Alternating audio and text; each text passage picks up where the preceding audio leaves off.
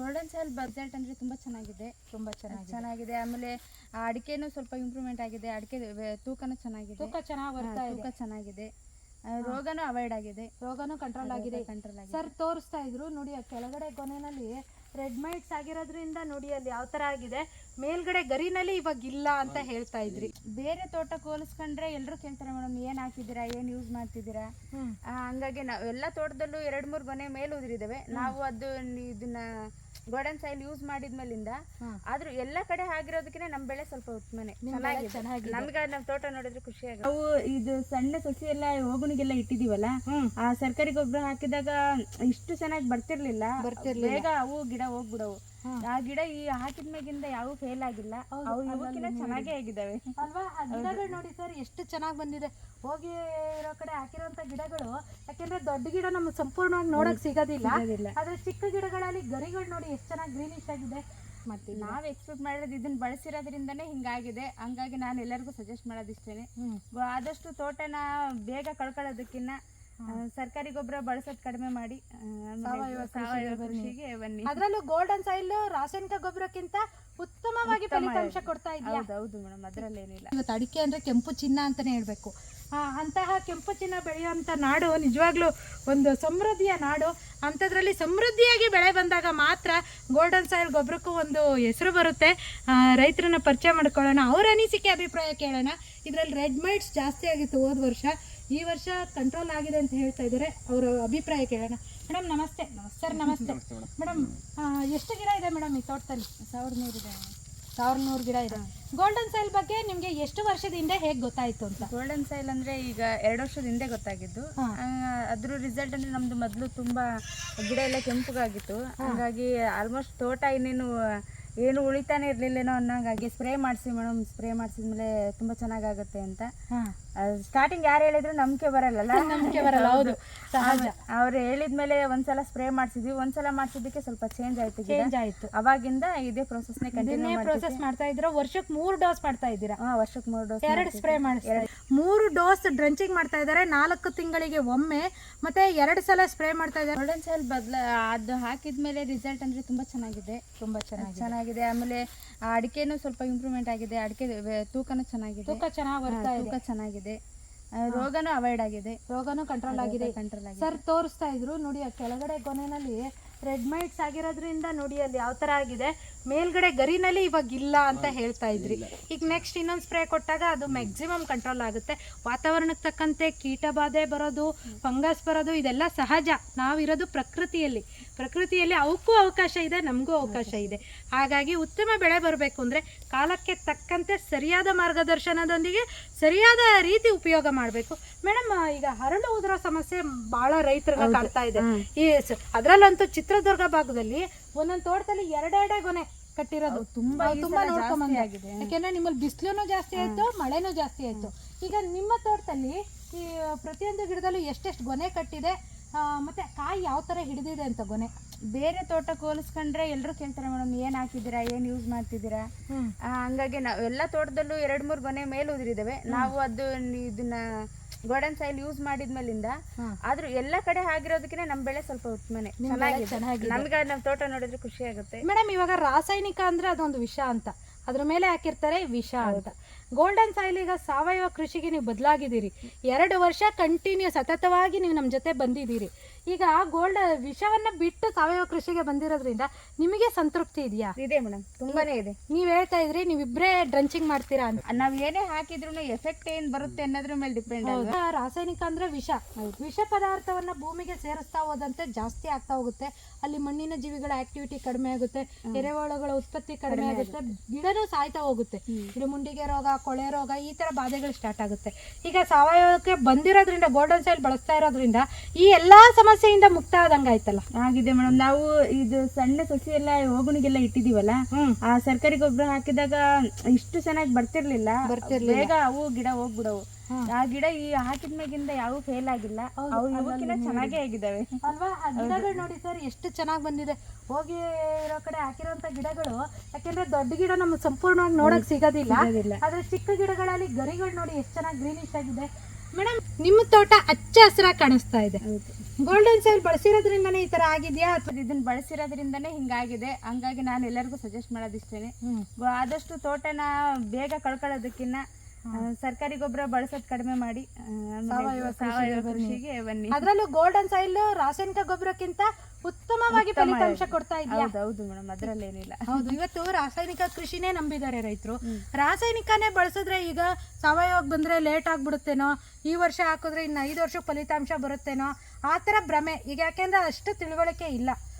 ಸಾವಯವ ಕೃಷಿನಲ್ಲೂ ಉತ್ತಮ ರೀತಿಯಲ್ಲಿ ಉತ್ತಮ ಗೊನೆಗಳು ಕಟ್ಬೋದು, ಉತ್ತಮ ಫಸಲನ್ನ ಎಕ್ಸ್ಪೆಕ್ಟ್ ಮಾಡ್ಬೋದು ಅಂತ ನಿಮ್ಮ ತೋಟ ಜ್ಯೋತಿ ಮೇಡಮ್ ಅವ್ರ ತೋಟ ನೋಡಿದ್ರೆ ಗೊತ್ತಾಗುತ್ತೆ. ಮೇಡಮ್ ಇನ್ನೊಂದು ಏನು ಅಂತಂದರೆ, ಇದು ನಾವು ಇದನ್ನು ತೋರಿಸ್ಬೇಕು. ಈಗ ಉಳುಮೆ ಮಾಡಿಸೋದು ಜಾಸ್ತಿ ಆಗ್ತಾ ಇದೆ ರೈತರಲ್ಲಿ. ಹೌದು, ಉಳುಮೆ ಮಾಡಿಸೋದ್ರ ಬದಲು ನೋಡಿ ಇಲ್ಲಿ 0 ಕಲ್ಟಿವೇಶನ್ ಮಾಡಿದ್ದಾರೆ.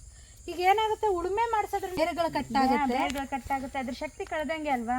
ಆಮೇಲೆ ಅಡಿಕೆದು ಫಸಲು ಕಡಿಮೆ ಆಗುತ್ತೆ. ಈಗ ನೀವು ಉಳುಮೆ ಮಾಡ್ಸೋದ್ ಬಿಟ್ಟು ಬರೀ ಗೋಲ್ಡನ್ ಸಾಯಿಲ್ ಬಳಸಿ 0 ಕಲ್ಟಿವೇಶನ್ ಮಾಡ್ತಾ ಇರೋದ್ರಿಂದ ಎರೆಹುಳುಗಳ ಉತ್ಪತ್ತಿ ಜಾಸ್ತಿ ಆಗ್ತಾ ಇರುತ್ತೆ. ಮಣ್ಣು ಮೃದುವಾಗಿದ್ಯಾ ಓಡಾಡ್ತಾ ಇದ್ರೆ ಹಗರ ಅಂತ ಅನ್ಸುತ್ತೆ. ಎಷ್ಟು ಮಳೆ ಬಂದ್ರು ನೀರು ಹೊರಗೆ ಬಿಟ್ಕೊಡಲ್ಲ, ಹೀರ್ಕೊಳ್ಳುತ್ತೆ, ಚೆನ್ನಾಗಿ ಹೀರ್ಕೊಳ್ಳುತ್ತೆ. ಅಷ್ಟೇ ಒಳ್ಳೆ ಶೈನಿಂಗ್ ಇದೆ, ಬಹಳ ಚೆನ್ನಾಗಿದೆ. ಮೇಡಮ್ ಇವಾಗ ನಿಮ್ಮ ತೋಟದ ಗೊನೆಗಳಿಗೂ ಬೇರೆ ತೋಟದ ಗೊನೆಗಳಿಗೂ ಹೋಲಿಸಿದಾಗ ನಿಮ್ದು ನೋಡಿ ಪಿಟ್ಟು ಗೊನೆ ಇದೆಯಾ, ಗೊತ್ತಾಗಿದೆಯಾ? ಮತ್ತೆ ಬೇರೆ ತೋಟ ಕಂಪೇರ್ ಮಾಡಿದಾಗ ಹಗುರವಾಗಿರುತ್ತೆ. ಅಲ್ಲಲ್ಲ ನಾನು ಕಾಯಿ ಇರುತ್ತೆ, ಯಾಕೆಂದ್ರೆ ಅದು ಉದುರಿರುತ್ತೆ, ಇದು ಉದುರಿರೋದಿಲ್ಲ. ನಾವು ಅಬ್ಸರ್ವ್ ಮಾಡಿದಂಗೆ ನೋಡಿ ಅಲ್ಲಿ ಕಾಯಿ ಬಾರಕ್ ಬಾಗಿದೆ ಇದು ಗೊನೆ. ಈ ವರ್ಷ ಬೇರೆ ತೋಟಗಳಿಗೆಲ್ಲ ಹೋಲಿಸ್ಕೊಂಡ್ರೆ ನಮ್ಮೂರಲ್ಲಿ ಆಲ್ಮೋಸ್ಟ್ ತುಂಬಾ ಜನ ಹೇಳ್ತಾರೆ ನಿಮ್ ತೋಟ ತುಂಬಾ ಚೆನ್ನಾಗಿದೆ ಅಂತ. ತುಂಬಾ ಚೆನ್ನಾಗಿದೆ ಅಂತ ನೀವ್ ಹೇಳಿದೀರಾ. ಸಾವಯವ ಕೃಷಿ ಮಾಡ್ತಾ ಇದೀವಿ, ಅದಕ್ಕೆ ಚೆನ್ನಾಗಿದೆ ಹೇಳಿದೀವಿ ಎಲ್ರಿಗೂ.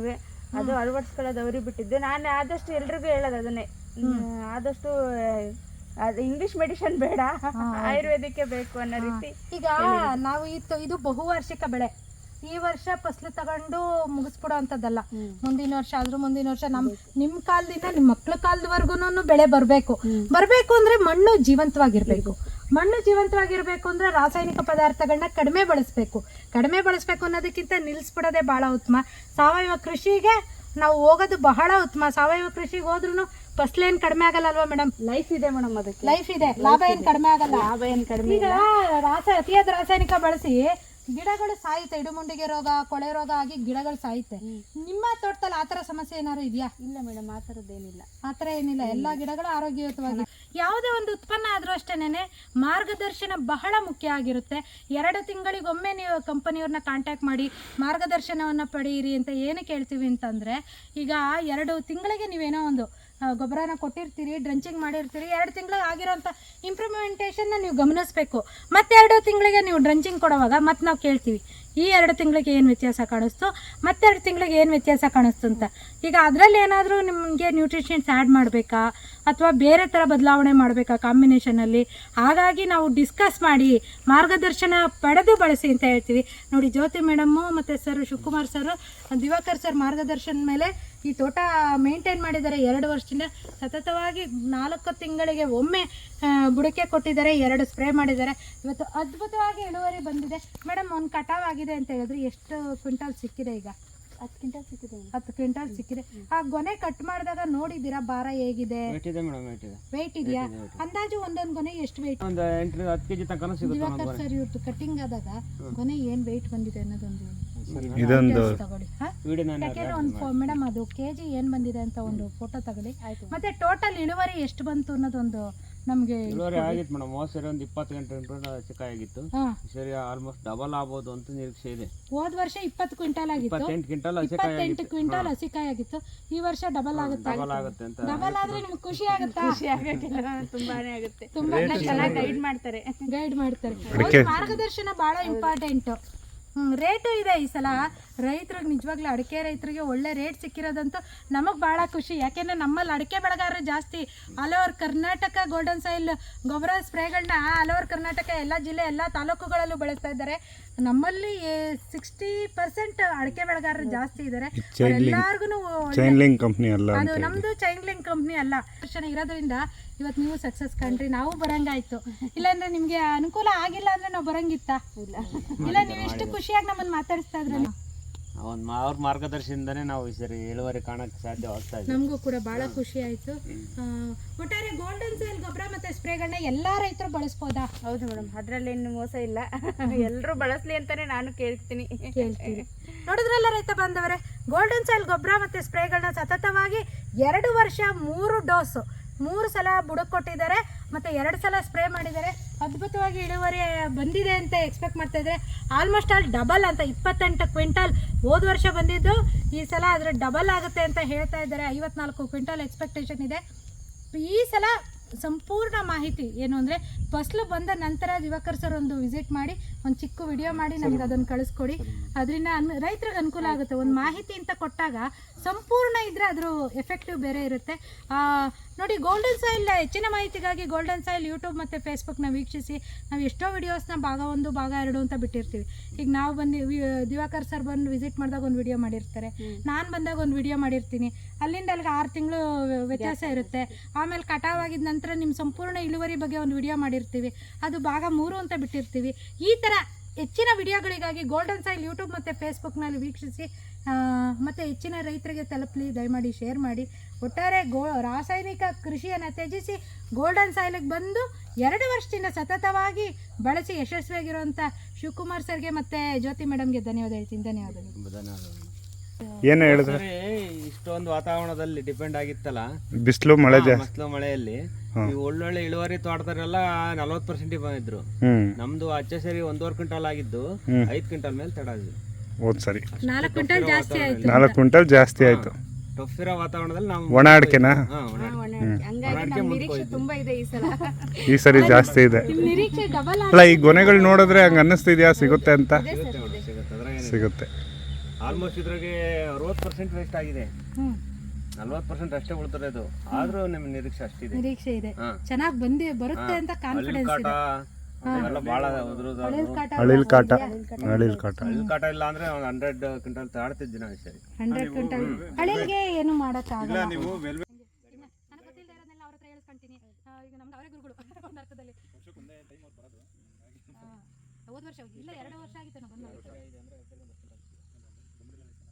ಇನ್ನು ಲೇಟ್, ಈ ಸಲ ಕಟಾವೇ ಲೇಟ್.